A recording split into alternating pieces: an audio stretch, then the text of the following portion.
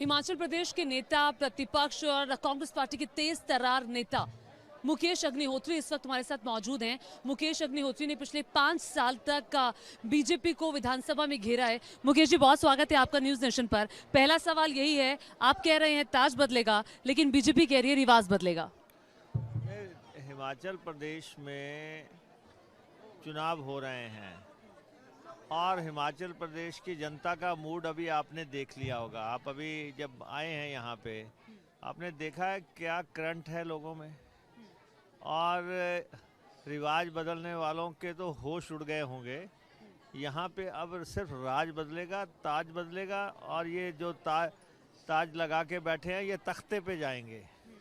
तो ये तो अब एक सुनामी का रूप धारण कर लिया इलेक्शन ने। ये एक प्रचंड लहर है। जैसे ही कोड ऑफ कंडक्ट लगा, दुनिया अपने घरों से बाहर निकल आई। आप समझ सकते हैं कि किस ढंग से सरकार का संचालन किया होगा, किस ढंग से झूठ और लूट का शासन जो है हिमाचल प्रदेश में चला। और उसके चलते हमने विधानसभा के भीतर और बाहर 5 साल से तपस्या त्याग करके जो है ऐसी स्थिति खड़ी कर दी है कि आज चाहे यहाँ इस प्रदेश में प्रधानमंत्री मोदी आए, चाहे योगी जी आए, चाहे भाजपा के सारा मंत्रिमंडल आ जाए, सब आके बैठ जाएं। आज सारी कॉन्स्टिट्यूएंसीज पे बीजेपी ने रैलियां की हैं, स्टार प्रचारक आ रहे हैं, 40 बड़े स्टार प्रचारक लगाए गए हैं। अमित शाह, जेपी नड्डा, प्रधानमंत्री नरेंद्र मोदी की रैलियां। लेकिन कांग्रेस पार्टी प्रचार कर रही है, आप रात में भी प्रचार कर रहे हैं, दिन रात लगे हुए हैं, लेकिन राहुल गांधी का नहीं आना क्या कहता है? इससे कुछ लगता है कि नुकसान होगा? राहुल गांधी को आना चाहिए। राहुल गांधी जी भी आएंगे। राहुल जी हमारे इलेक्शन के लास्ट लेग में वो भी आएंगे। अभी कल प्रियंका गांधी जी की मंडी में रैली है। और नहीं, जब ऐसे वक्त में जब आप लोगों के पास एक बड़ा मौका है, खुला स्टेज है, आप लड़ सकते हैं, तो ऐसे में क्या राहुल गांधी को पहले नहीं आना चाहिए? नहीं, राहुल गांधी जी तो फाइनल टच देने के लिए ही आएंगे। और भाजपा ने अपनी मिसाइल पहले चला ली। उन्होंने प्रधानमंत्री जी को पहले लाके वो मिसाइल अभी भी चलने वाली है। नहीं, अभी वो चलेगी नहीं, क्योंकि ऐसा है कि लोगों ने मूड जब सेट हो जाता है यहाँ पे, ये हिमाचल प्रदेश में मैं जानना चाहता हूँ कि जयराम ठाकुर अपने नाम से वोट क्यों नहीं मानते? 5 साल प्रदेश के मुख्यमंत्री रहे।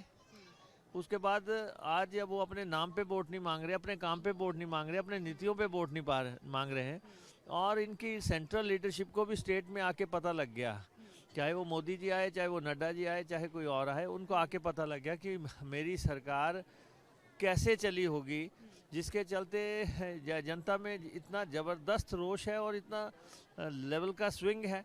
ऐसा तो जो है कभी देखने को नहीं मिला। मैंने 10 सीटों पर जो आपके बागी खड़े हैं, वो कितना डेंट करने वाले हैं? नहीं, देखिए, मैं आपको बताऊं कि ये भाजपा वाले अपने सर्वे वगैरह चाहे टेलीविज़न उन पे पैसा दे के चाहे लगवा लें, लेकिन असली सर्वे कुछ महीने पहले हुआ, जब हमने 4 चुनाव लड़े।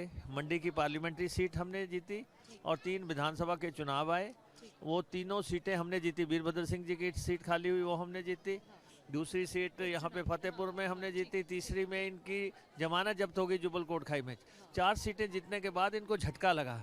उसके बाद इन्होंने कोशिश तो की, लेकिन बात बन नहीं पाई। इन्होंने फर्जी घोषणाएं करने की कोशिश की, हजारों करोड़ रुपए की घोषणाएं की, बिना बजट के घोषणाएं की। कांग्रेस पार्टी ने भी ये वादा किया ना, 5 लाख नौकरियां देंगे, तो बीजेपी सवाल कर रही है कि 5 लाख कैसे दे देंगे?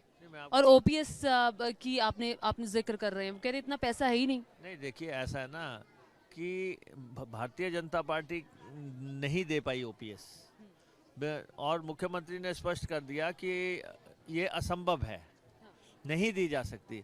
हम ये कह रहे हैं कि संभव है।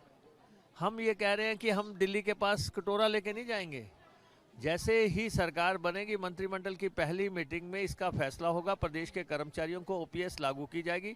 प्रदेश का 60,000 करोड़ रुपए का बजट है, उस बजट से प्रदेश के कर्मचारियों को हम ओपीएस देंगे, और हर हालत देंगे, ये हमारा वायदा है। और रोजगार 5 लाख नहीं, और मैं आपको बताता हूँ, हमारे जो जहाँ तक रोजगार देने का सवाल है, अभी जो है हज़ारों पोस्टें तो खाली हैं जो ये भर नहीं पाए हैं। वो पोस्टें भरी जानी हैं। और दूसरा 5 साल में हमने कहा है कि 5 लाख नौकरियां हमने देनी हैं। तो सरकारी अर्ध सरकारी जितने भी अदारे हैं उनमें हम नौकरियां देने के लिए वचनबद्ध हैं और हम नौकरी देंगे। प्रदेश के युवाओं को बहुत आशा है, क्योंकि इन्होंने नौकरियां बेची, इन्होंने बेच दी। पुलिस कांस्टेबलों की नौकरी इन्होंने बेच दी। 6-6 लाख 8-8 लाख का इन्होंने सिपाही की पोस्ट बेच दी। इतना बड़ा स्कैम हो गया। 250 करोड़ रुपए की इन्होंने पैसा इकट्ठा किया उससे। वो तो पूरे प्रदेश में इनका जनाजा निकल गया कि हर व्यक्ति के मुंह पे है कि पुलिस की नौकरियां बेची गई। सेकेंडली जो है पंप ऑपरेटर की नौकरियां 4-4 लाख रुपए में बेची गई। पटवारियों की पोस्टें बेच दी। अब ये है कि हिमाचल प्रदेश देवभूमि है, यहाँ पे ये तो हो सकता है कि किसी ने सिफारिश से किसी का कोई बच्चा लगा लिया हो, लेकिन आज दिन तक हिमाचल प्रदेश में नौकरियां बिकी नहीं थी, नीलाम नहीं हुई थी। तो इसलिए जयराम पे सबसे बड़ा टैग है कि ये नौकरियां बेचने वाले। लेकिन वो तो मोदी जी के नाम पे चुनाव लड़ रहे हैं और मोदी जी के नाम पे चुनाव लड़ने का आप देख रहे हैं यहाँ पे किसी का असर नहीं है। मैं तो आपको कह रहा हूँ अमेरिका का राष्ट्रपति बुला लें तब भी नहीं जीतेंगे। किसी को भी बुला लें यहाँ पे। यहाँ तो अब आप देख रहे हैं कि ये तो प्रचंड लहर है। अब मैं अभी सुबह कांगड़ा से आया हूँ। मैं वही सवाल करने वाली थी कि आप दिन में बाकियों का प्रचार कर रहे हैं, रात में आप अपना प्रचार कर रहे हैं। तो मैं सुबह शाहपुर में था, वहाँ की सीट का करके अभी मैं गगरेट पे प्रचार करके आया हूँ। उसके बाद मैं अब अपने कॉन्स्टिट्यूंसी में पहुँचा हूँ और आप देख रहे हैं कि लोगों का रुझान क्या है। तो इसलिए ये तो एक तय है कि भाजपा की विदाई तय है। जयराम जी को मैं यही कहता हूँ कि बाबुल की दुआएं लेते जा तुझे सुखी संसार मिले। तो अच्छा, अब ये जाते जाते एक सवाल बता दीजिए, क्या मेरी बात इस वक्त भावी मुख्यमंत्री से हो रही है? नहीं, देखिए ऐसा है कि मुझे जिम्मा सौंपा गया था कांग्रेस को रिवाइव करने का प्रदेश में।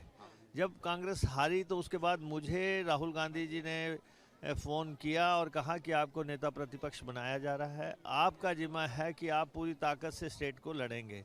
हमने 5 साल विधानसभा के भीतर और बाहर लड़ाई लड़के आज हालात ये पैदा कर दिए कि पूरे देश की भाजपा एक तरफ और हम इधर एक तरफ। तो बताइए ना, मेरी भावी मुख्यमंत्री से बात हो रही है अगर कांग्रेस पार्टी जीत जाती है। नहीं, देखिए ऐसा है कि मुख्यमंत्री कांग्रेस का होगा, हाईकमान को फैसला करना है। मैंने अपना काम कर दिया है, जो मेरा काम था कर दिया है और मैं आज यहाँ पे ऐसी स्थिति पैदा कर दी है कि हम 2/3 बहुमत से कांग्रेस की सरकार बनाएंगे। कांग्रेस यहाँ पे रिवाइव होगी, बाकी फैसले हाईकमान के। जाते जाते एक छोटा सा सवाल, प्रतिभा सिंह कई बार ऐसे बयान दे जाती है जो कांग्रेस पार्टी को डेंट करते हैं, भले ही वो करगिल पे हो या फिर दूसरे मुद्दे।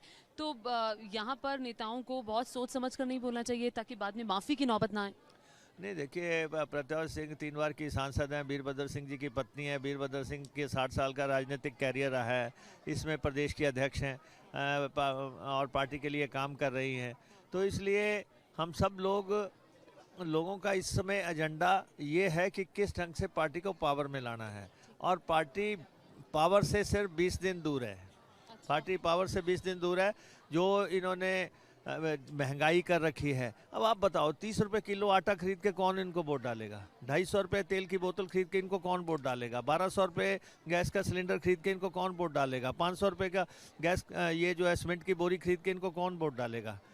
और जो है 9000 रुपए का सरिया मिल रहा है, इनको वोट कौन डालेगा?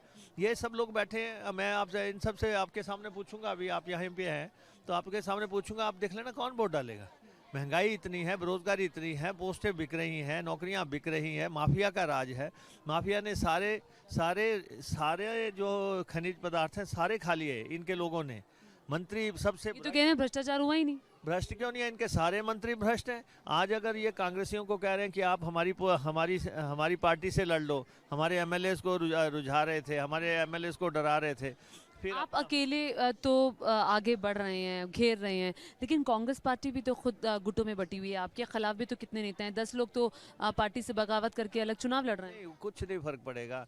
ऐसा ना, जब एक लहर चल पड़ती है तो लोगों का रुझान उस तरफ को है इस समय। वैसे तो अब अनुराग ठाकुर रो रहे थे मंच पे, अब धूमल सिसक रहे थे, शांता कुमार नाराज थे, अब इनकी पार्टी का भी ये हाल देख लो। अब कितने मंत्रियों के, कितने एमएलएस का टिकट काट दिया इन्होंने, कितने मंत्रियों की सीटें बदल दी। इनका बहुत बुरा हाल है। मैं आपको ये कह रहा हूँ, दोबारा मैं आपके पास दोहराना चाहता हूँ, इस सरकार को कोई नहीं बचा सकता। ना तुम ही बचोगे ना साहिल ना साथी तुम्हारे, जब डूबेगी कश्ती तो डूबेंगे सारे, सब डूबेंगे, कोई नहीं बचेगा। चलिए, नतीजे आएंगे तो नतीजों के दिन पता चलेगा कि आखिर क्या होता है। बहुत बहुत शुभकामनाएं। आप भी हरोली से चुनाव लड़ रहे हैं, रात में कैंपेनिंग कर रहे हैं, काफी ज्यादा भीड़ है। मैं चाहती हूँ एक बार ये भीड़ भी दिखा दी जाए, छोटी छोटी नुक्कड़ सभाएं करें। बहुत बहुत शुभकामनाएं सर आपको।